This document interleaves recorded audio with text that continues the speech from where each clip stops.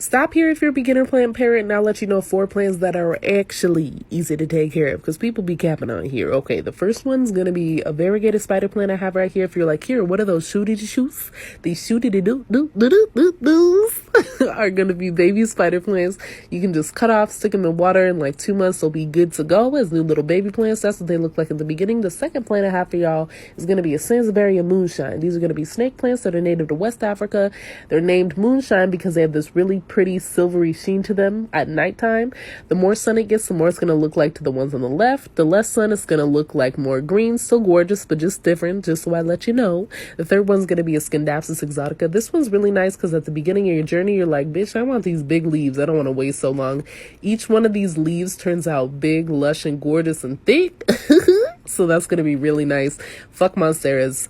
The fourth one's going to be a Philodendron Congo. This one's nice. I got it on a discount. It had a bunch of pests all over it, but I stuck it outside. It was in part shade till the winter time, so it started getting like freezing temperatures.